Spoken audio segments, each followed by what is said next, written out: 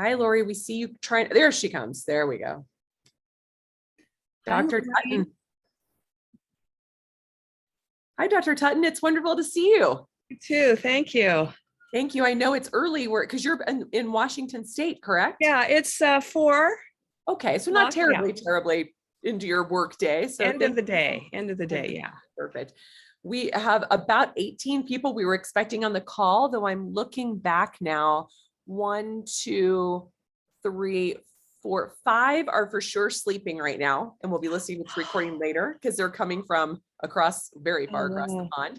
And we do have a bunch that told us they will be kind of sneaking in and out because it's the end of their workday too.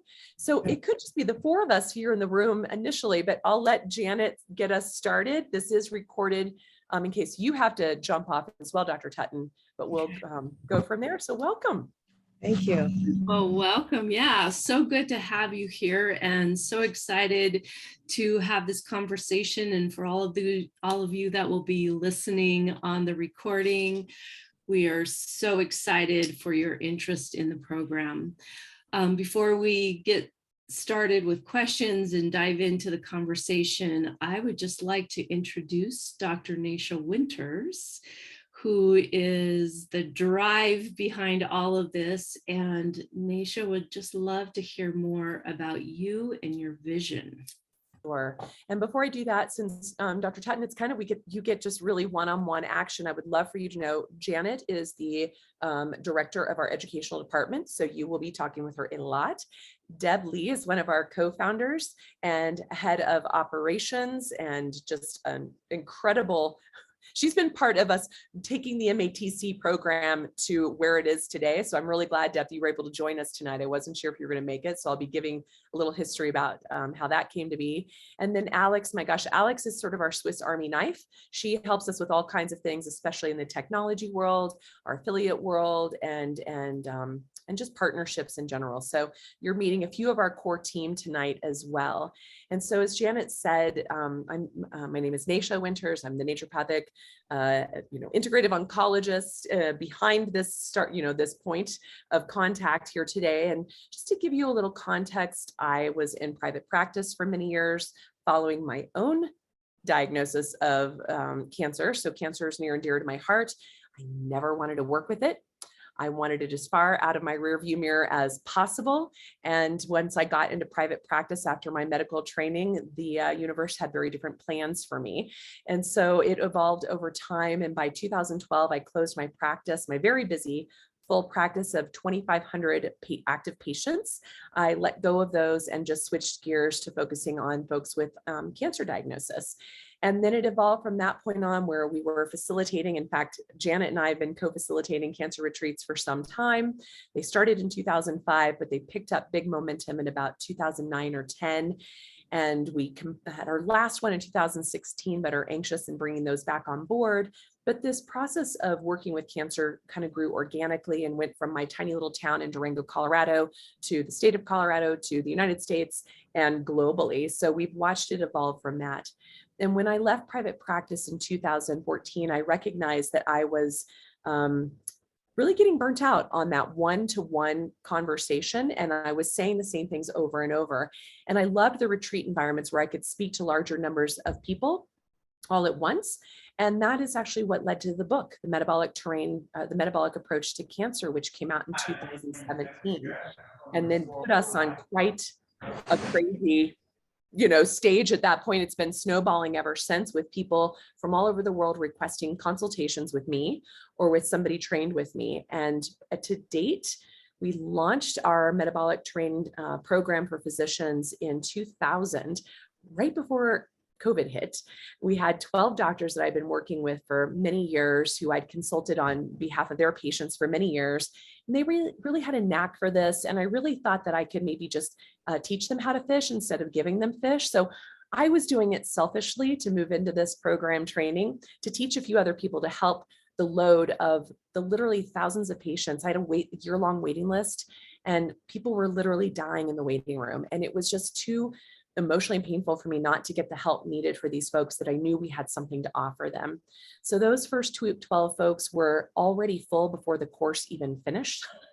And it sort of snowballed from that. And that's actually where Deb came in and said, Nasha, we can take this further than just a few people in your inner circle that know about how you do this work and have seen the firsthand results with the patients that you've cared for.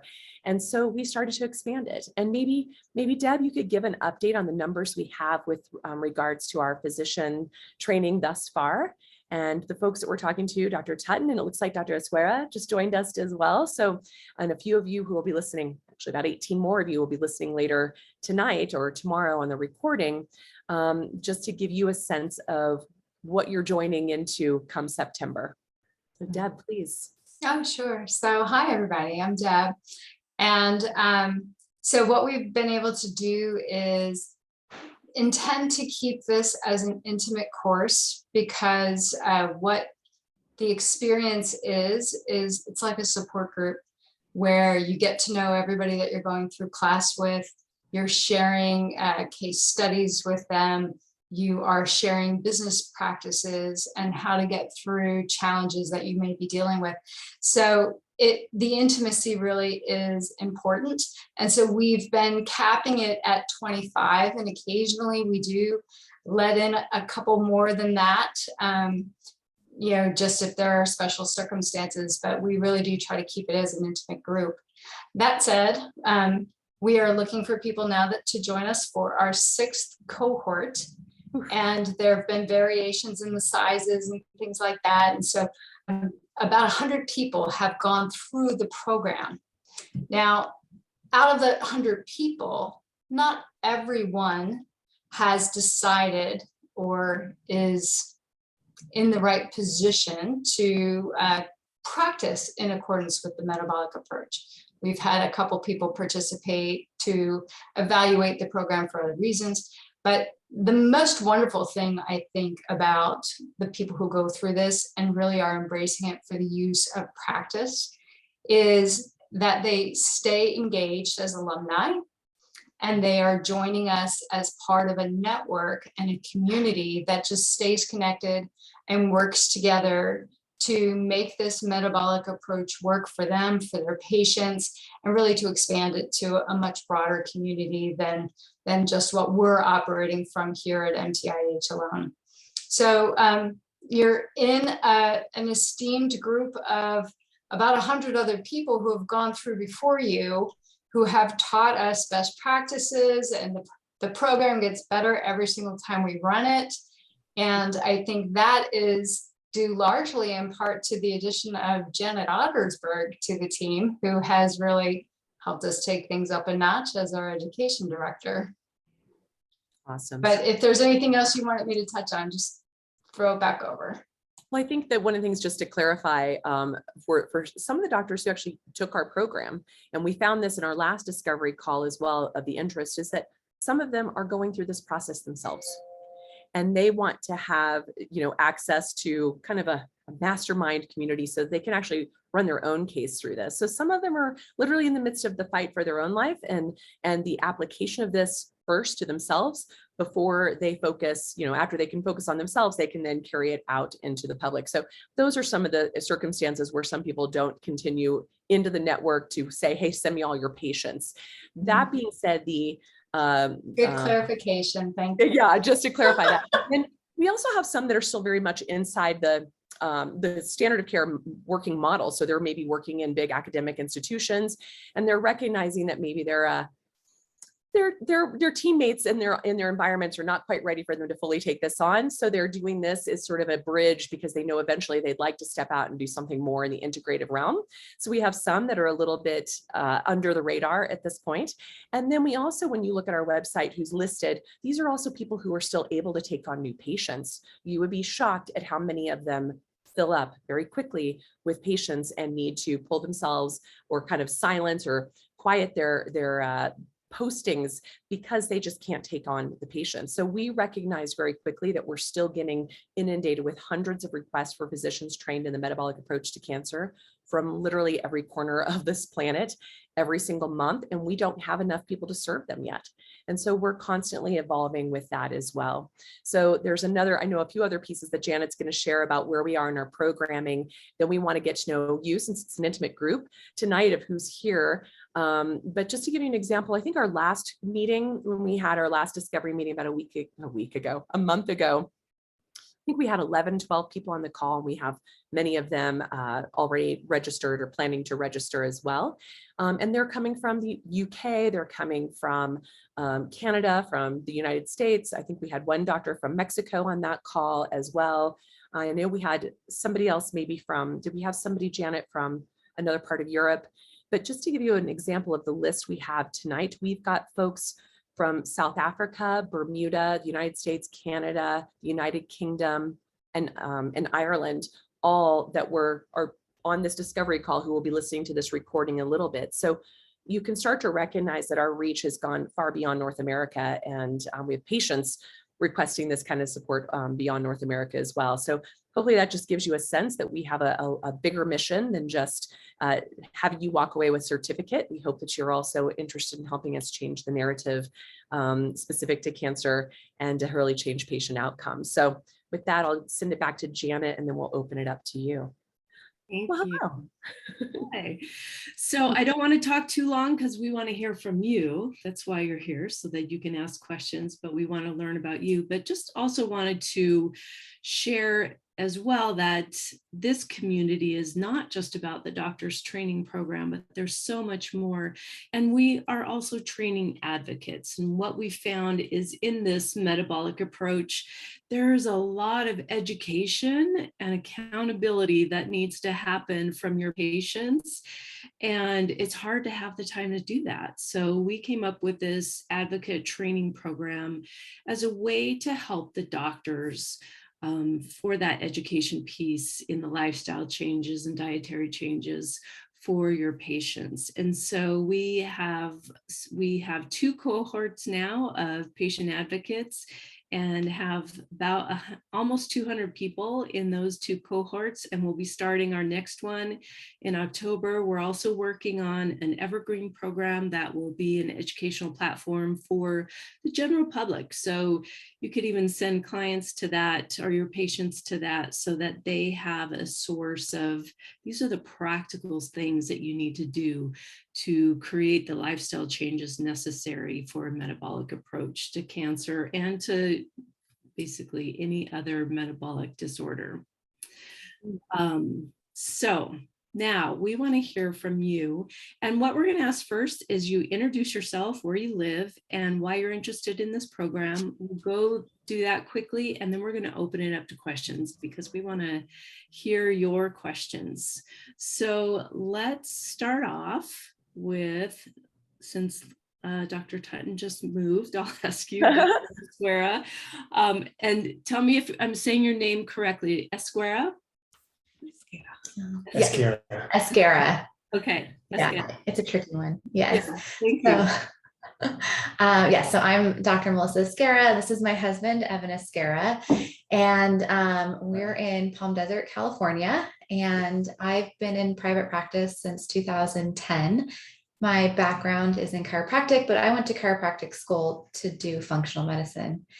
So I've been practicing that since 2010. I've had a weird obsession with alternative cancer therapies. I've actually never taken on cancer cases because I've never had the appropriate training, and I'm quite limited in scope of practice in terms of IV therapy and things like that. But I can and do work a lot in detoxification therapies. I get a lot of Lyme patients and those types of things, mold patients. And I know that that work is definitely avoiding cancer in the future. But Dr. Winters, I read your book, and I have had this message on my heart and mind for a year from God. And I read your book and I was like, oh my God, this is the roadmap to do this. And my husband is now taking prereqs to go to naturopathic school so that we can both have practicing degrees. He's just started his this all happened within the past 3 weeks. He has talked to Bastyr University. He only has a few prereqs to do. He's going to start next year, and we're going to open an integrative oncology center in California. And I don't know how we're going to do it, but we're going to do it with your training. Oh my gosh, this is super, first of all, huge congrats. Second of all, the DC piece does not, like, don't let that scare you. We actually have several chiropractors in our training. You also have access to folks who can help you if there are limitations of ordering imaging or, you know, medications and whatnot. There's a lot of reach and support from within the community as well. You definitely get enough tools to know how to do this, you know, when you get through this, because a lot of people are a little intimidated by the oncology diagnosis. And so we are, I mean, that's what we're here for, is we're here to take sort of your passion and purpose and help make it come to fruition. And so just the desire, the passion I can feel inside of you already, you know, is huge. And I feel like you've kind of like, get out of my way, barriers, I'm moving forward. And that's so needed. And actually, you know, from a DC or a naturopathic perspective, in some ways, we are a little ahead on this curve because we already had a little foundational training as in this. And then in our tribe, we have MDs who've gone into functional medicine, who have a little bit more of some of the understanding. And then we have green as all green gets with regards to any understanding of integrative medicine in general and integrative oncology in particular. We even have standard of care oncologists in our tribe, many of which are now like, God, I should have been a naturopath. Oh, the MD degree. It was in 2006. It was not even an option in California to practice naturopathic medicine. I would have done that. We were talking about me going back to school, and I was like, babe, you can do it. Like, you have a science background, you can do it. So God bless him. He just said yes, and he's jumped in. So I had to read the book also, because I thought, what is this book? Then I have to go to MD school. So I love that. Like, so this, the book is like totally laid some eggs in both of your brains, it sounds like. So.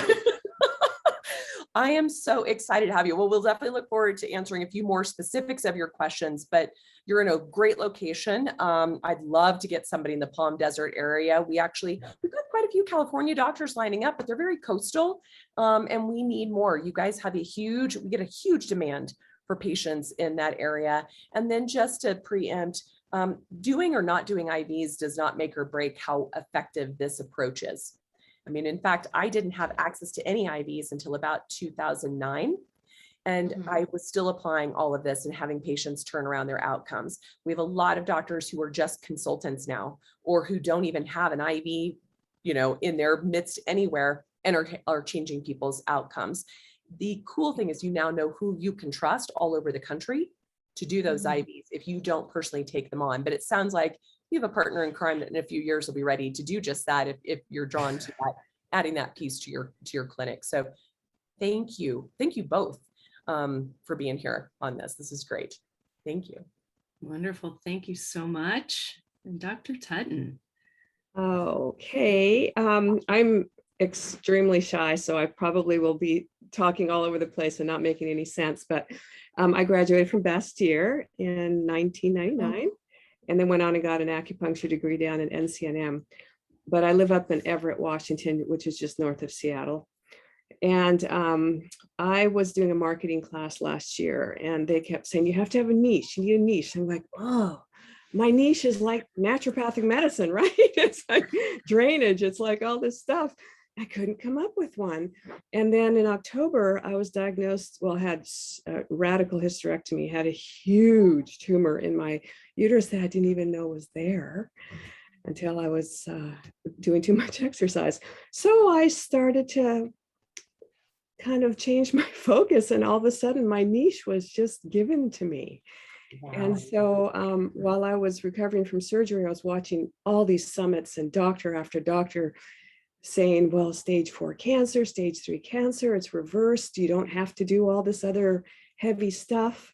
They asked me to do chemo and radiation. And I said, well, you've removed everything. What are you going to radiate? And so he came back later and said, well, maybe we're not going to do radiation. But anyway, I said no to chemo, and I've just been trying to learn. And then your email came along, and I'm like, oh my God. This is just like dropped in my lap, and I'm so excited. but because this whole metabolic approach, that's what I do already. So, but I have a couple questions, like, do we need to get the FABNO certificate, or is this this sounds so much better? Because I went to a FABNO ND, ND oncologist, and she said, oh, don't do juicing. There's too much sugar. Don't, the diet's not going to make a difference. You really need to do chemo. And I'm like, where am I in outer space? So, okay, so I can check that off and not worry about that. Wow, perfect. Well, And then first of all, I want to just reflect back something you said, that this just literally landed in your lap, and you could not be more literal about just the region in which this landed when you were seeking a passion and a purpose, and it really literally landed in your lap in October. Yes. And now you're in this place of, and in this video. So I'm curious, Dr. Tutton, had you, excuse me, my voice has been, I've been talking all day, so I'm at the last realm of it. Yeah. But before that email, had you ever run across any of my work or any patients who've gone through my work? So it's all really new and green to you. I'm excited. Absolutely. Well, actually, it was a an interview that Brian Sternagel did with you. Yes. That's what I just went, oh my God, I've got to meet her. Oh, so good. And Brian, he is such a good interviewer and asks such pointed questions, and it's been on this, I mean, talk about passion and purpose. This man, if you don't know this guy, for the rest of you listening, he and his wife were from Washington State, actually, and had to leave the state when Child Protective Services threatened to take their son away because he had an inoperable and poor prognosis cancer diagnosis, 3 years old, or actually younger than that, about 18 months. And they basically said, he's going to die, but you still have to do the treatment. And when they refused, they threatened to take him away. So this family, they're 7-8 years out now from that terminal diagnosis. They literally left the state and left the box, and their son has been in remission and incredibly stable ever since. And it put them into this path and purpose. So Ryan had to become an overnight oncologist, just like Dr. Laura, you did, right? And so Dr. Melissa, for you, it's like, I just know, and I've been called to this work. And so there's no rhyme or reason. None of us get here to say, I just want to add some extra patients to my docket. None of us are here. We clearly have a clear path to how we all landed here, and you'll meet the rest of the tribe to know that that's the case as well. And I'm glad that I mentioned that a lot of our, well, not a lot, but a good, I would know, maybe out of that 100, maybe we have a dozen of the doctors who are doing this program because of their own cancer journey. And so, they may be in it in the midst of applying it to themselves, but they know it's what the next step is for their career, is to pivot in that direction. So I wanted to give you that feedback. And then on the feedback around the FABNO. So I have my FABNO. I sat for my boards. I went through the Flaming Hoop process back in 2003. At that time, I think it was one of 55 FABNOs in North America. We're now up to about 120, 125 in North America. And mine is due for going through the process again next year in 2023. And I'm not going to redo it. I'm not, because I've learned a few things along the way. Number one, I learn by doing. So a lot of things I learned in medical school are no longer applicable. I also learned how to evaluate each client as an N of one. And I teach you all how to do the same. Okay. And so there is not one like, oh, it's uterine cancer, so therefore you do X, Y, and Z. Well, let's take a look at the bigger picture and see what got you here, where you are currently, and what's going to take you to get out of it. That, unfortunately, in a lot of the FABNO environments was not taught. When you move deeper into the realms of standard of care, and FABNOs have done a beautiful job in being the bridge for us, thank God, to be the bridge from naturopathic medicine to conventional medicine. They've done, that's the benefit they brought all of us. But many of them have worked in environments where they really are stifled in that more N of one terrain-centric approach. They really are the backup singers to the standard of care, and it's a needed service. Don't get me wrong, it's an absolutely needed service, but you will find again and again that they have to always defer to standard of care. And standard of care, honestly, to be very blunt, and I know I'm having this recorded and Deb's probably cringing a little bit, but even the conventional oncologists in our team will tell you it is not always the right answer. It is not always enough of the answer. And so I think that that's a piece. You'll also notice, I think we've got about 7 or 8 FABNOs who are in our training. And what they will tell you is they've learned more in this than they ever did through preparing for their FABNO. And they learned more than they ever learned in their residency. And the beauty is you're not just getting my voice, you're now getting 100 other voices and more as your group comes on board that have real life applied experience to how to incorporate this methodology that we teach throughout this training course. And so it doesn't matter, like suddenly we all might come in as a PA or a naturopath or a chiropractor or an oncologist or a functional medicine MD or a regular old MD. But when we all come in together to the circle, we're on equal ground. We are all exactly learning the same things at the same time and unlearning a lot of things at the same time and getting understanding for the why of which we make any decision we make. So yes, you will learn some protocols and some different pieces here, but what's most important and what you'll hear from me during the training of the course is that it's more important to know the patient than to know the cancer. It's more important to test and assess and then decide what therapies, whether it's standard of care, whether it's integrative, or whether it's entirely alternative, are appropriate and when. And so you're given the tools and the methodology that's reproducible again and again that keeps you from getting in trouble of ever feeling like, I don't know what to do next, right? And the patients get educated along the way. So it's really, first of all, it's really incredible because then the expertise of people that have been at this even longer than I have are coming to the table to share their voice and experience and ask their questions. So it's incredibly humble, and it's also a very vulnerable environment, and that we really lean into each other as well. I think as I'll say about that, and then maybe open it up for any other questions that are coming to mind for you, because these tangible, logistical questions are always coming to mind. Maybe if you don't have any, Janet probably has a list of what we're routinely asked just to answer for you, as well as those who will be listening to this recording later. Yeah, so any questions that you can think of? I just had a question about whether Nick Gonzalez's protocol with enzymes, is that something that you think about or you have used? Or? Yeah, oh my gosh. I mean, in fact, maybe I'm speaking a little bit for Janet, but Janet's brother had pancreatic cancer, and that was a tool that was offered to him and was very successful in part of his 24 years living on this planet with a terminal pancreatic cancer diagnosis.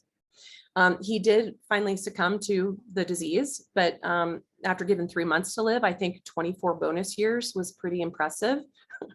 But he did a lot of other things. He adjusted course along the way, and the Gonzalez approach, which was actually at that time the Kelly approach, pre-Gonzalez, because Bob predated Dr. Gonzalez's work. But he was applying all of those things, and it was definitely enough to push back the burden. We have learned so much since then, in that, again, when we test and assess, we can determine if an enzyme therapy is appropriate. And I will even tell you, Lori, that doctor who said no juicing, on one level, they're correct, but they didn't tell you the why. Okay. And that we actually don't promote juicing because there's a few things we're seeing in our population because we do so much testing. We see that even juicing organic vegetables only, no sugars, right? No apples or beets or carrots, just the leafy greens and all of the extremely low carbohydrate vegetables, that people are still having blood sugar and insulin spikes because there's not enough fiber in there to ease it into the systems, number one. But number two, what was even startling, and none of us expected that until we had one of our doctors in our tribe whose daughter had a recurrence of AML, a very aggressive form of leukemia.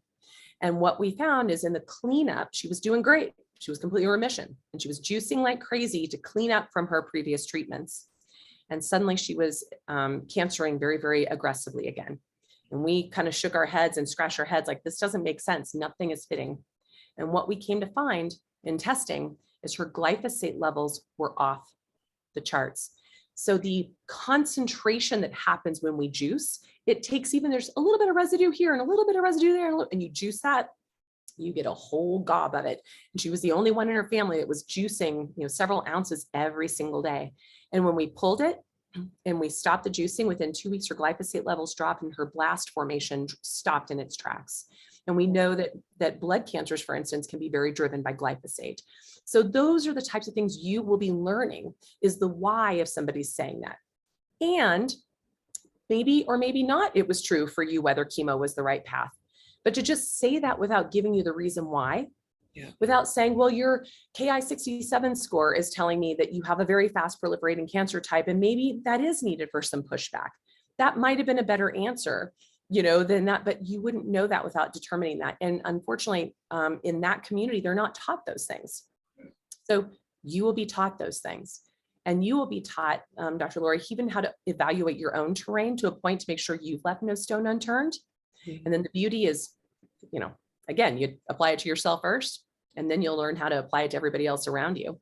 So it's pretty amazing. And it doesn't matter, like the cancer diagnosis is one thing, but what folks will tell you, again, we even have a few doctors going through the program that are not planning on using this in cancer. They plan on still applying it to their autoimmune practices or, their GI practices, because they recognize that those issues can lead to cancer. So they're more trying to get on ahead of it, really in the prevention game. So this really has a lot of versatile applications, and you will learn very, very quickly that there's a lot of amazing information to absorb that you can apply to yourself, to your loved ones, to your network of patients and beyond. Yeah, Dr. Melissa. So for example, those values that you're mentioning, measuring glyphosate, the Ki-57, of course, I don't even know what that is. Are we covering all of those explicits? Because I've taken a lot of courses in the past, and they love to go over these big overarching concepts, but then when it comes to application and what that plays out in actual practice, sometimes I understand it can be hard to assemble a 6-month program, but I just want to know exactly are we getting to the nitty gritty? You have this case come in, this is what you would run. These are the exact, are you guys even telling us what lab companies? Oh, yes. Okay. We're teaching you exactly. My cat is laying on my husband's computer. Excuse me, just a quick second. I get it. What is that weird sound? And I look over and she's looking at me like, okay. So she wants to talk about this too, apparently. The whole first module is testing, or I should say the second module. The first module is actually the intro to oncology, to the very basics of the tumor types and the basics of how to read a report and things. I laugh because we did this for those folks who had no oncology experience, but even our oncologists have retaken it because it's being taught through the filter of a medical oncologist who also has her functional medicine background and who's also gone through my course. So now she's weaving it through a filter that is landing in her colleagues' brains in a very different way, and makes it like a beautiful foundation for which you can grow from. And it's not even required, but we highly recommend it, and everybody watches it and everybody loves it. So it's there for you, for those who are like, oh my gosh, I really don't know anything. You are building on this foundation. We have added, because of what we've learned from previous cohorts, we've added in those critical building blocks where there were some gaps. In fact, your entire cohort 6 has brand new, I've re-recorded my entire course. We put it on a new platform. We've offered it up in a variety of ways for different, learners. So some of you are more visual, some of you are more, need to hear it. So those are the types of things that's coming for your course. So we're filling in those pieces, but you are definitely being given all of those details, even down to what should the lab ranges be? What should you run and when? Where are the lab companies? How do you access them? And even just all those details. And then it's from the testing that you then move into assessment, how to start to really understand patterns, really starting to know the patient inside and out. And those patterns include the labs and the imaging and the tissue type and the pathology reports and all of those things. We cannot get on a treatment until we have that type of data, because that's what distinguishes us from the typical integrative oncology practices, because you'll see, and you probably experienced yourself, you go to an integrative oncology practice, whether it's in the United States or elsewhere, whether they're FABNOs or medical doctors. And what you'll find is most of them have a few protocols in their pocket. And whether you're a stage 1 lung cancer or a stage 4 breast cancer, you're all getting the same treatment. Yeah. Mhm. That is not how we function. So when we get to the address portion of the course, this is where we dig through all of the most highly characterized and validated and vetted therapies, from off-label drugs and standard of care being repurposed in a really innovative and appropriate way, to, you know, old nature cure therapies from castor packs and everything. So we're covering the gamut of what is sort of in your toolbox, but then we teach you how to apply those tools. Like, when is it appropriate to apply one of those tools? So that's what we build on. And the live classes you will get to see in real time how your colleagues are presenting their cases. And then you'll be presenting your cases, and how we're dissecting it and digesting it together, so that you start to see the patterns. You start to get second nature with this. It starts to just flow through you.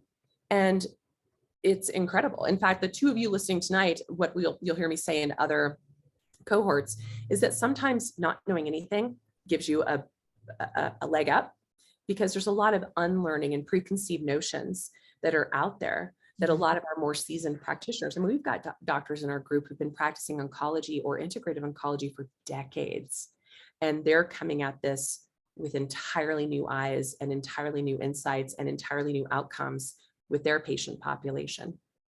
Okay. Yeah, I'll definitely have a leg up then.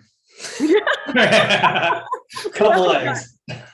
Exactly. Maybe some knees and elbows. Yeah, the whole bit. Yep, there you go. Yeah, I know nothing. I love it. That's actually the know nothing brain, is after we actually ask each other to go back to that. Whenever I look Yeah, at this, for sure. that's He where I knows enough. start. Yeah, he knows enough. Exactly. I love it. So yeah, I also just saw that Dr. Burkell, or Burkle, if I'm pronouncing it correctly, joined us from Florida. So good timing. But before we introduce Dr. Tutton, and I'm going to say Esquerra. Esquerra. Yeah, Esquerra. Yeah. The brain is, because I'm trying to be very literal in my Spanish, but it's Okay. coming You're out. nailing it. It's fine. Okay, I'm getting close. Okay, but Yeah. apologies if I You're missed doing great. It's fine. Thank Yeah. What other thoughts or questions might the two of you have before we maybe have Janet maybe hit on a few of the most common asked questions, and then invite Dr. Burkle to introduce himself and ask their questions? I mean, I did notice on the itinerary, or I'm sorry. Yeah. Kind of Syllabus, itinerary. thank you. It's been a while. That we have to have a case to present. So, I mean, I actively turn away cancer patients. So at this point, I don't have any. What You happens? don't have to present cancer. Okay. I want you to see, in fact, we've had in the last couple of weeks, when you guys say we've had 2 or 3 cases that were non-cancer that were presented, and they brought us just as much wisdom, and we applied the same methodology in such a way that it was incredibly beneficial, even in how we do serve our patients with cancer. Okay, cool. Yeah. All right, awesome. Yeah. And I think that's such a great point, because especially in the advocate program, everybody's saying, well, what about prevention? What about prevention? It's like, this is It is prevention. Yeah. the same things you're looking at for somebody that has cancer is the prevention. Mhm. So yes, bring your cases that are not cancer. Definitely. And I guess the point that I wanted to add to that, to the learning piece, is that you get that foundation from watching the videos. So there's videos, you'll get PowerPoints to go along with that, so you can follow along on the PowerPoints and have that information in front of you. We will have 2 live calls a month. So that's where you have that's where cases can be presented. But there's also the forum that you have. So all of this is on a platform called Mighty Network, and that's where you will access the videos. That's where you can download the PowerPoints from. And that's where you'll also have the opportunity to interact with your classmates. Awesome. And with Dr. Nasha, and with others as we get further along in the program that have taken the coursework before. And so a lot of the learning, and I think this is a really important aspect of this program, is the learning comes from that interaction with each other. And so whatever you can do to stay up with the process and kind of stay in line with the process, I think, because that's where the real learning happens. So putting some aside time every week where you can watch the videos and get involved in the conversations on the forum is really important for that learning process. Yeah. And then the nice thing about what's happened on the forum and elsewhere is there's constantly so many brand new. In fact, what I did when I'm updated the content that's happening for your cohort in September is I kind of went back through all of the forum discussions, because even from 2 years ago when I first put this content out there, just over 2 years ago at this point, we've learned so much. There's so much new information. So I've been able to weave that into this next content. And it's like, we've got this ongoing archive of resources and discussions. So, just the other day, someone's like, I know you said something about tamoxifen and Leiden-5 syndrome, this clotting disorder, how do we know, what is that again? And we remind them to go back into the search engine to pull it up. But then we've got support that when those questions come up, I can tag support and they can pull it right back into the thread again too. So you can kind of find it on your own, but you can also, get some support to engage with that content as well. So it's just this ever blossoming, evolving, massive. There's no place. It took me 30 years to curate the content I'm teaching you.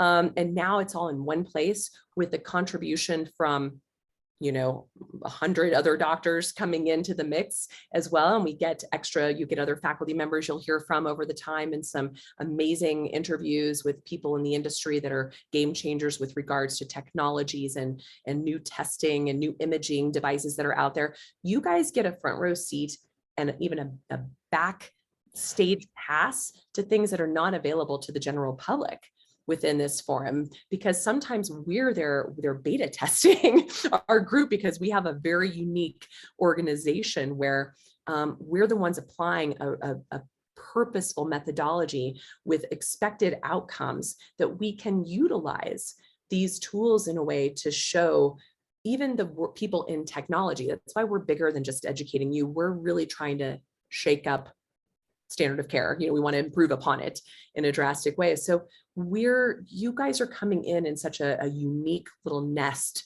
of information that it's just dynamic in all ways. Yeah. Perfect. Great. We give Dr. Burkle a moment, and please, if I'm saying that incorrectly, I'd love to be corrected, but we saw that you came in, Dr. Burkle, and if you're able to engage and tell us who you are, where you are, and how you learned about this program, and then have some space to ask your questions, we're ready for you. Might have had it sounds like they might still be in the throes of their practice. Oh, here, Sophia's, okay, she's coming back in a different way. There we go. All right, let's see if she can hear us. I think it's a she. Okay. Yeah, I'm wondering. Can you hear me now? Oh, Dr. Burkle, yes, we can hear you now. We see Okay. Sophia's name, so the apologies for. No problem, Sophia. Yeah. I'm in the islands, and I came with a laptop that I know that my video doesn't work on Zoom. No worries. I had trouble signing in on my son's laptop, so I signed in on mine. Then I went back to his to see if I could get at least the video. Perfect. So, but all that's okay. I apologize for being a little late, so I missed. No, you're just on time, and you'll get the recording. So if there's anything you missed, you'll have access to that. My name is Dr. Boyce Burkle. I'm a physician. My only involvement with cancer is losing sisters to cancer. I lost three sisters, one in 1991 and two in April. Oh my goodness. After my first sister died in 1991, I actually went to America to be a cardiac surgeon. I'm not a cardiac surgeon, worked as an emergency physician for a long time. But when my first sister died, in the back of my mind, I figured I'd come back to the islands and set something up for cancer to help people with cancer. When my two sisters died in April, I said, maybe it's time I need to do something. about that time, I saw your video with Dr. Mercola, your interview, and Yeah. that I became aware of what's happening. Now, I came here last week for a family reunion. I did get in touch with the medical community here, and last night I gave a talk on cancer, everything you wanted to know about cancer, but didn't know whom to ask. That was the topic. I And- would have loved to have been on that call, on that discussion. And I used your material as the basis of my discussion. And my ultimate dream is to build a cancer center here on this island. It's a little island, but we have nothing in the Caribbean. Make sense? Oh my word, yes. So something that will reach out to the Caribbean. So this is all new to me. I just want to get involved. I want to take the course. I want to learn what I can. So I'll have an idea how to implement the things that I need to on this island of St. Eustatius. Oh, beautiful. I'm here to learn and to be able to help the people here and the people in the Caribbean, because cancer here is like everywhere else. It's a big, big, big problem. Oh my word. My gosh. Well, I'm honored to have you on here. I'm honored that you shared that content, and I'm blown away and over the moon with your vision of what you're wanting to create, because I know that is a very underserved part of the world with regards to really good integrative oncology. So I love that you're being called to this, and I'm so sorry for what led to that passion and purpose. In fact, you missed in our early discussion today that I don't think a single doctor is interested in taking this course without a very personal, close, either themselves or someone they're very close to, who cancer has really touched them. And it sounds like your story is unfortunately no different, but what a perfect, like, just tribute to their memory to go and create something like this. This is incredible. Okay, well, thank you. Thanks. Thank you. My word. And so we've got a few questions that have been posed. Do you have any specifics, Dr. Boyce, about what you have in store for you starting in September?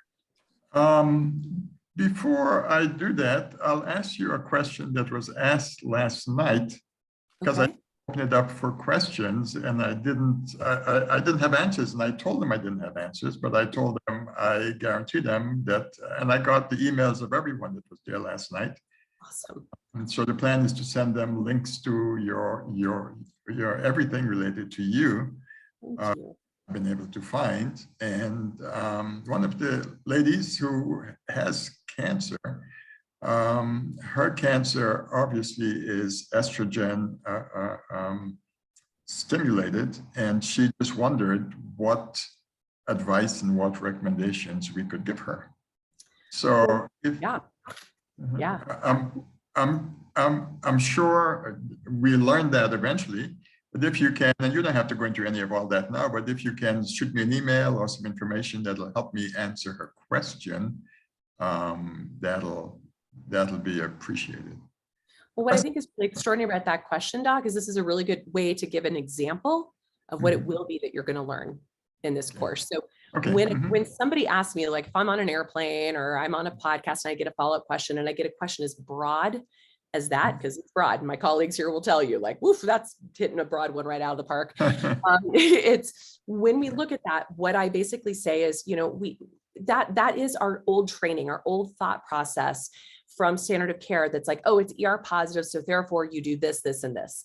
That's the current model that's available to the masses, right? And so it's a very reasonable question that she asked that. And for instance, had she gone to a conventional oncology seminar and asked that question, they would probably first of all ask what, where did the cancer land? Is it breast, uterine, colorectal, lung? Because those are all very estrogen-esque cancers. They would have looked at that, and then they would have said, okay, have you taken an aromatase inhibitor or a SERM, a selective estrogen receptor modifier? And they would have maybe asked her about her pre or postmenopausal status, and that would have pretty much been it. Because at that point, it usually stops there, that they're usually giving one of those two drugs, depending on the answer of that question. What you will get from our course is a lot more questions asked of you and of the patient first. And we always go back to our methodology of test, assess, address, don't guess, and of this N of 1, because you could put 1,000 women with an estrogen positive cancer. Let's just even say it's good old breast cancer, right? All of them have a different reason for why they have that diagnosis, even if estrogen positive receptor site is part of that diagnosis. And so we'd want to look further. We'd want to explore this further. Again, we'd want to look at their terrain 10. We do that terrain 10 questionnaire, for instance. We would look at the things you'll be learning from me, like the 3 S's that drive an estrogen process. So we can never think of estrogen in its own container. We look at how I call it the 3 S's of sex, stress, and sugar, right? So the sugar being our fuel sources, so our carbohydrate intake. So of course we would evaluate their metabolic health. We would look at their stress resources, so their cortisol drivers. And perhaps we're looking at, I'll be teaching you guys about what epigenetics makes somebody more vulnerable, such as catecholamine issues and their epigenetics that make stress a big driver for estrogen. And then we look at their estrogen issues. Well, do they have a history of are they pre or postmenopausal? Do they have a history of exogenous hormone use, whether it was birth control pills or fertility drugs or HRT later on, or just living in the toxic soup we live in today, which is a giant estrogen endocrine pool? So those are examples we start looking at, because if insulin is high, estrogen will be high. If cortisol is high, estrogen will be high. If estrogen is high, cortisol and insulin will be high. Do you see what I'm getting at? That it's one place. So maybe going back to her of, I think it's time for you to test, assess, address, and dig a little bit deeper in your terrain to understand maybe specifics to that estrogen receptor site expression, but also the things that led to that. So that might be your answer to her, that said, encourages her to get curious and then dig deeper. And maybe she'll become your, what you'll start to see is we'll invite you to bring cases to the forum and to the live discussions. She might become that person in the future, and we can all learn about her together and then really evaluate where she is now and what course of therapy is necessary to turn this thing around. So your question was actually perfect. It gave me an opportunity to illustrate how we think in this group. We're very much systems thinkers. And we're very much, truly integrated. We're literally building on every single thing any one of us have ever learned in our entire life and careers, not just in medicine. Because a lot of what we do with these patients is just deep listening. A lot of folks don't ever get listened to in the medical field.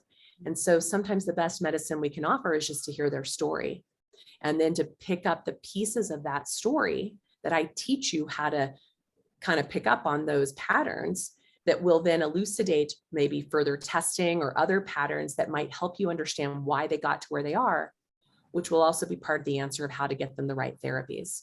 So this was a perfect example of just that. And I'm thrilled that you have an audience, an active audience already looking for you and waiting for you to provide this service. So kudos. Thanks. Yeah, we had about 30 people last night. She was the only one that asked that kind of a question, and thanks for answering it, because you give me an entirely different dimension. That's my job. Looking at it, and that makes absolute sense. So you said a mouthful, so I'll have to go back to the tape and listen to that again, and formulate my way of approaching her and trying to help her. That is fantastic. I appreciate it. And then let us know, especially if you're joining, like, let us know how it goes. Yep, I will let you know. Perfect. And I Thanks saw for the opportunity to be here. Oh my gosh. Thank you. And thank you for the opportunity that is going to land on those islands in the not so distant future. And that's actually one of the things that I'm glad that Deb is hearing this conversation. She's one of our co-founders. One of her major roles as one of the co-founders in the Metabolic Terrain Institute of Health is to help expand these campuses all over the world. So the two of you may be in some pretty big discussions. Like for places like the Palm Desert and the Caribbean, you don't have to start from scratch. You don't have to recreate a wheel. You've got someone who knows how to get these things off the ground. So stay in close contact there as well. Okay. Perfect. Lovely. Lovely. And I did see that we have Dr. Punch who's joined us. And first of all, you should probably be in bed, but I'm so grateful that you're here. So do you mind, you're here, you're calling in from, oh, did I just scare them off? Oh, there we go. Yay. So I don't know if you heard, we're asked, because you're in Ireland, correct? Oops, you're on mute. Just by talking quietly. Yes. Hi, Dr. Nasha. I'm in Switzerland. As soon as I saw your face, I'm like, I know exactly who this is. It is so beautiful to see you here. It's lovely to see you. And I'm not sure, I thought you were starting at 1 a.m. my time. So I'm not sure how far you are into this, but also just to say that I'm not a doctor. I'm just a nurse. I'm a nurse. Just stop it. And I'm hoping that, you know, that I can do this course. I'm dying to start working with you in some way because I need it here with my clients. And as I was explaining to you, you know, the backup, because I just feel I'm just very on my own in what I'm doing and the way I'm working. Yes. Well, Gabby, first of all, welcome. And what you did miss in the beginning is we have nurses, PAs, naturopathic doctors, acupuncturists, chiropractors, conventional oncologists, functional medicine doctors, good old GPs, everything you can imagine is in our team. And when we all step into this together, we're on equal footing. Fantastic. And we help each other because the methodology is the same no matter what the initials are behind your name. And so much of what your community needs is just someone to even start the conversation.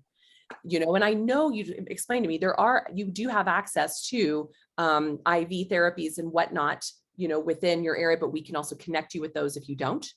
We have connections to people to help you get certain labs or imaging ordered in your part of the country.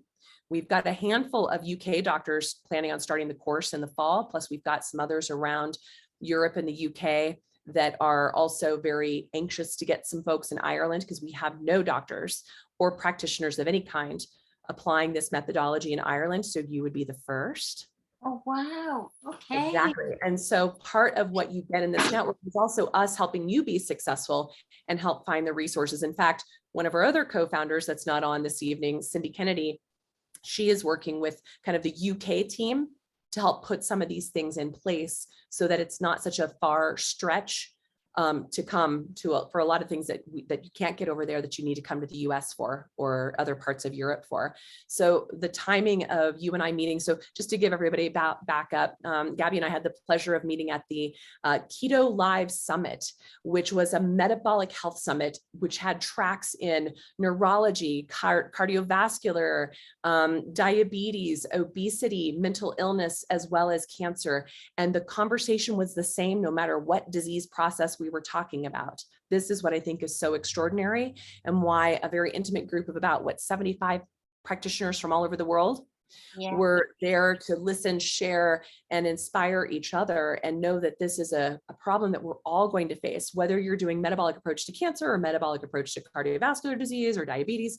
So that is really critical reminder to the group here as well, that this gets to be applied everywhere. And Gabby got to hear me do a couple of presentations while I was there, and we got to visit on a few of the breaks. And I think I was more excited in meeting you and knowing you could be a voice for this in Ireland than you were in meeting me. So I'm super grateful that you stayed up late for us. I have to disagree with you there. I was way more excited by meeting you.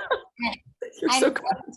And she gave, just to let you guys know I don't know you, but she gave 2 amazing presentations. Amazing, and just got me on fire. And the beauty of that, Gabby, is that that's just like the tippity tip of the iceberg. We dive in so deep for that in the education of the metabolic approach to cancer education platform. So if you got a lot out of that, I can only imagine what you'll get from the whole course. Okay, when can I start? Yesterday, we'll get you going. I love it. So I think we've got, I love that you, again, it's really late there and I'm so appreciative of you being with us, but we were scheduled to go for another half an hour. So this is your time. So I would love to open it up for the doctors who are here live. And then again, we'll pass this on to the recordings of those that were not able to make it live tonight. But I also want to open it up to Janet or Deb if something has bubbled to the surface that you feel inspired to share among this group. Well, I would love to hear if Gabby, if you have any questions. Yeah.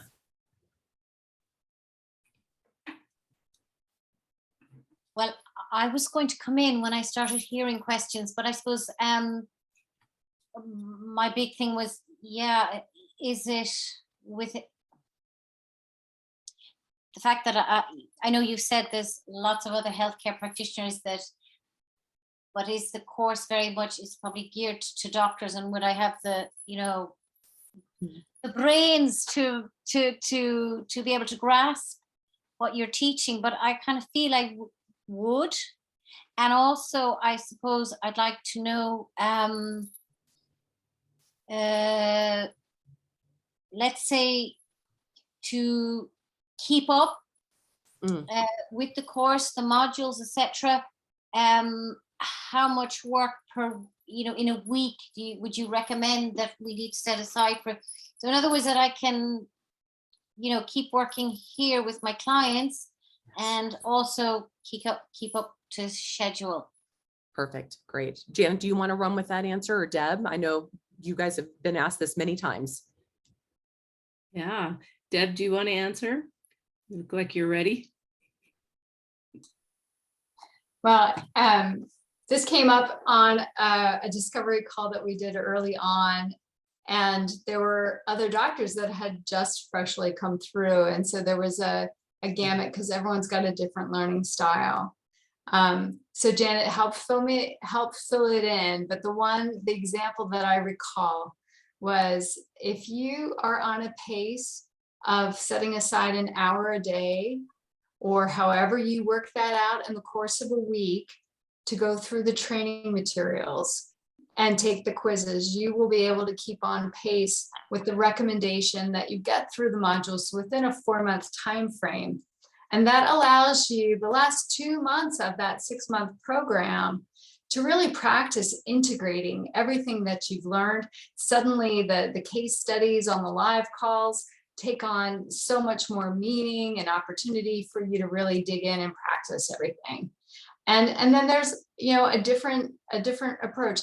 I am one of those people that I cannot help myself, but like, I read everything, and I follow all the links when I go on the websites of anything, and it's almost a compulsion.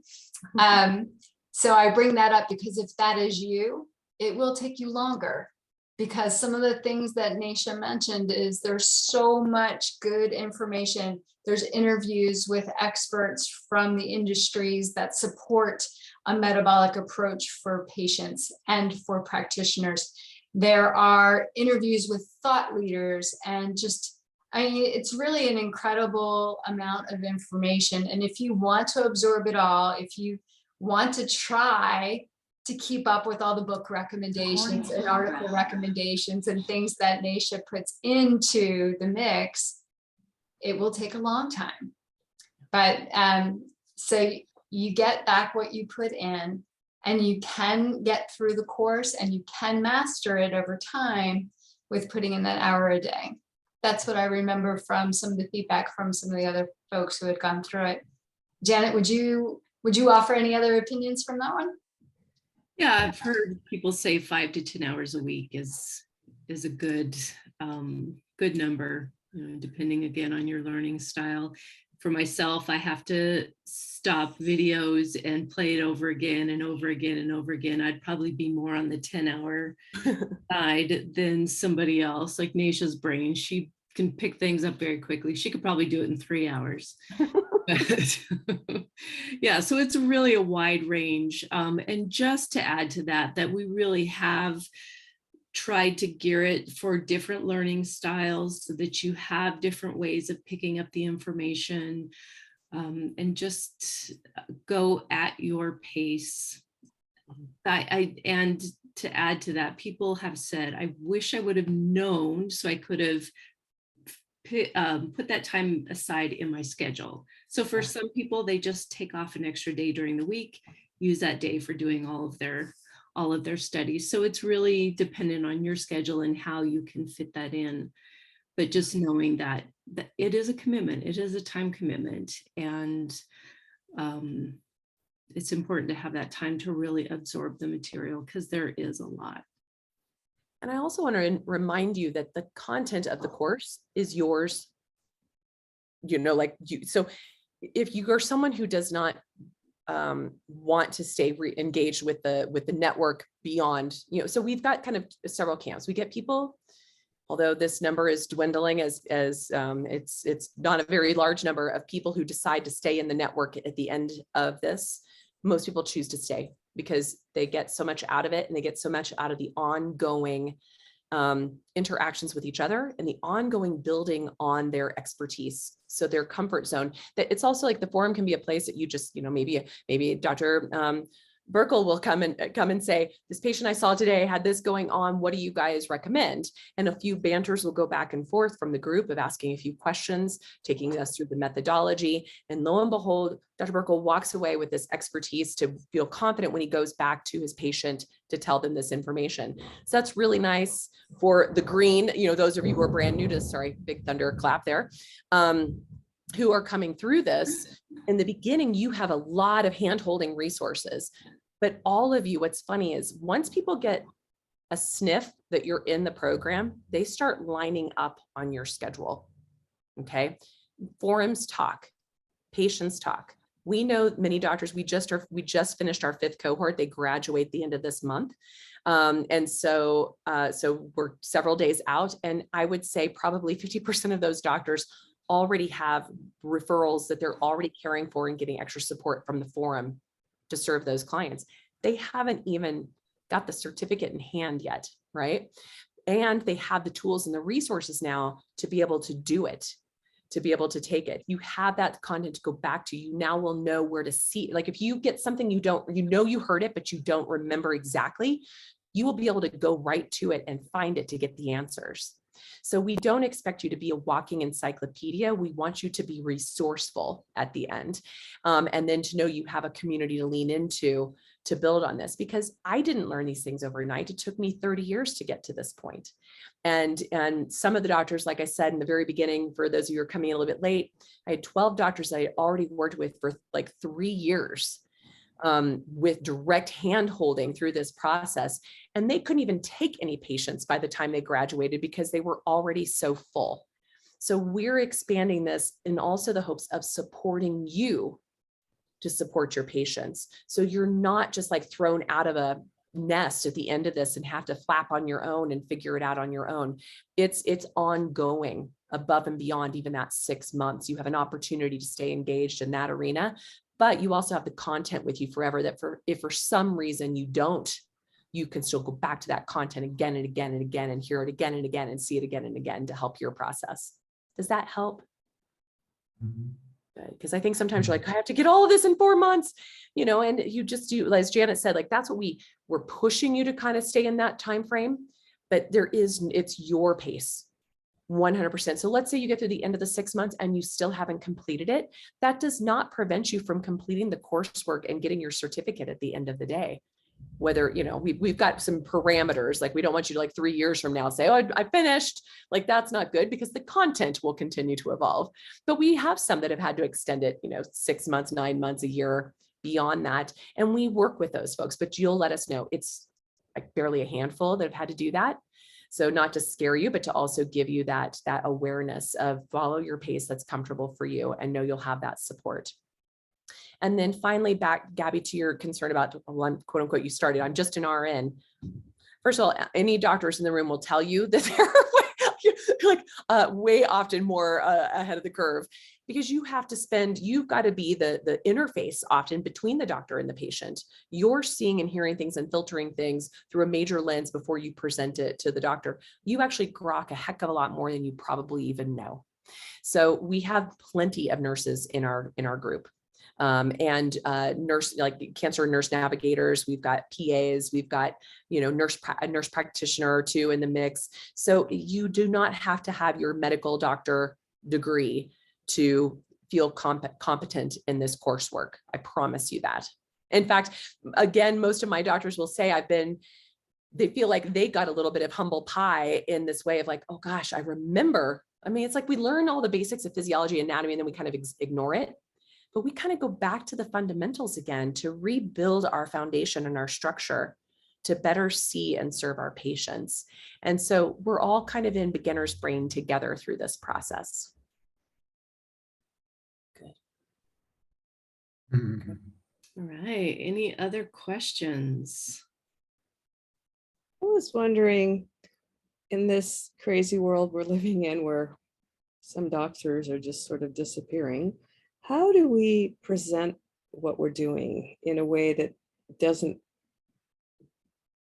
throw a big red flag up there going, whoa, she says she's treating cancer. I mean, we don't treat cancer, but how should we talk about it? Well, we teach folks that language very specifically. We don't treat cancer. We are terrain experts. We teach you how to test, assess, and address and evaluate that terrain, which then in and of itself, because we're understanding cancer now more as a metabolic and extracellular matrix and tumor microenvironment driven disease over a genetic disease, you're the terrain expert. You're the micro tumor environment expert. And so when we get into that realm, I actually see that we're creating some interesting dialogues and bridges with very standard of care institutions that actually appreciate our expertise in this area, and they don't feel threatened, because we also want them to be tumor experts. Right now, you guys will also learn a lot about tumors in here, like, believe me, I want you to be able to be in a very fluent conversation, no matter what environment you're in. I want you to be able to feel comfortable and confident to speak to somebody from an oncology standard of care environment, but I also want you to be able to translate that very effectively to your patients. And so those are skill sets that you're going to build upon during this course as well. And then you are constantly, everything we talk about is well resourced, well referenced. So we're not just going, from the, shooting from the hip. I still believe that empirical and anecdotal evidence is also an important player. It's not the only player, just as evidence-based, but this, we really deeply dive into what's known as evidence-informed approach. So there's a lot of things we learned from millennia ago that are impactful that we just haven't done the RCT clinical trials on. And so with that being said, it's like, and we have the experience because you're testing for everything. There is no guessing here. And so we're able to show along the path what's going on. So basically we can back anything we're doing or recommending in a really profound way. So that's very protective. And some of our physicians choose to leave their medical practices all together and just become consultants. Some still have their very standard medical practices, but then they have kind of a side gig as an integrative oncology expert, practitioner. Some of our practitioners have big clinics with bells and whistles and all the fun tools, from hyperthermia to IV therapies to, whatever, other treatments are available under their roof. And probably the majority of the others don't even have access in their office to a single IV. So you don't have to come in armed with a, $500,000 overhead of equipment to do this job effectively. And you start to know who your colleagues are that have, who is the photodynamic, therapy expert of the group? Who is the intratumoral mistletoe expert of the group?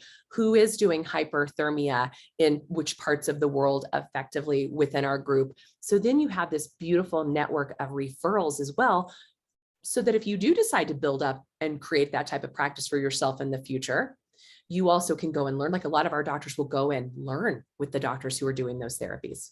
So we've got a few that have gone in and learned intratumoral mistletoe injections, for instance, with one of our doctors in our tribe. And what they like about it is no one has to change their dialogue.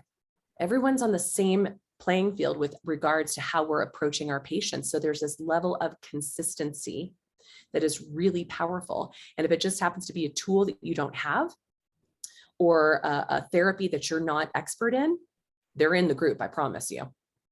Right. So those are the types of things that you build on. And so we can lean into that. And like I said, our group is so diverse. You will get very standard of care conventional oncologists who will also help you with the narrative and speaking to their colleagues. For instance, we get that a lot. Yeah. Thank you. Yeah. Great question. Any other questions? No? When I introduced the concept, when I was coming here,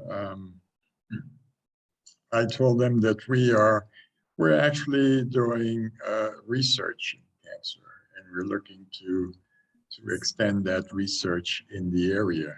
Is that an approach that one might use? Music to my ears, yes. And in fact, MTIH, Metabolic Training Institute of Health, is, we've got 3 arms to what we do. We educate and expand our network. That's you guys. Mhm. We are a research institute. Okay. And we are building a hospital, a big hospital that's a residential hospital that shows people how to live healthy on an unhealthy planet. It's also a training center. So people who want to be learning these things or even want to come and cycle through and offer their wares, these are the types of things we're doing. And every single step of the way, what you're doing is contributing to that future as well. And then that sort of template, while we're building that hospital, we're also simultaneously getting other clinics and places off the ground around the world. So yes, we're very much research centered. We have a lot of folks in our group that are very interested in research. We even have some interesting potential research projects in the future that involve our network. And we welcome, if you have research you're doing or want to be doing, you've got a network to tap into for that. So research is very much a backbone of what we're trying to do, because there's 2 things I hear about integrative oncology. I hear 2 things. There's no evidence, or you're charlatans and you're taking people's money, right? Those are the 2 things we often hear in the integrative oncology naysayer world. Well, that's why the hospital and what we built here, even what you guys are contributing to, what you guys are investing in for your own education, is going into a nonprofit, which helps make all 3 of these things take off on their own. Okay. So you're already, have a tax deductible write-off or a CME write-off, or however you business write, just from taking this course. So you're contributing on some very meaningful levels. But also with that, we are actively seeking to partner with and expand our reach with regards to research. We know, when I said there's no data, we know the data is gold. We know it's the information. And so what we're building with that research arm and the data arm is we're building a data platform. You'll be hearing more about that as we get deeper into the network, because that is happening simultaneously behind the doors as well. So we have a place where we're collecting all of this data to show that this methodology works. And so we already have it, but we are now in the place of raising funds to build the platform to create a user experience for the physician and the patient advocates, so that you guys have something in your hand that all of these things you learn start to automate and automatically populate into this database and help you see the priorities in a faster way, because you'll learn as you start to learn this methodology. In the beginning, it's going to take you some time. But while you're learning that, keep in the back of your mind that in the next year or 2, this is all going to be automated. So it will basically spit out what you're seeing in a much faster time frame, so we can scale this even more. And then we also then have our database that we can go back to in the publications of our research. Okay, well, thank you. Yep. Thank you. Yes, my goodness. So you were spot on to say this is part of research as well, because and that's where I think it was really great. Gabby got to hear firsthand how much research is happening around the world in just the realm of metabolic health, and all the cross populations of how that even interfaces with the cancer world is pretty extraordinary. So, and then, yeah, that just is expanding. In fact, one of the things you'll also learn about in the network are what types of events do you want to be involved? Like, do you want to make sure you're not missing? Like, what types of conferences do you want to make sure you're showing up to learn and build your own awareness? Because there are some really big ones that feed right back into our network, and that we feed into theirs, that we're all on similar missions, and we can certainly do a heck of a lot more as a unified front together. So we'll be telling you about upcoming conferences that you might want to mark onto your calendar and things like that, that are really going to help you recognize that we're not in a little silo here, you guys. We're a lot bigger than anybody can imagine. And you guys are helping expand it on a quarter or what a biannual way. We take on a new cohort we're trying to do it twice a year and we just can't even keep up with the demand of patients at this time.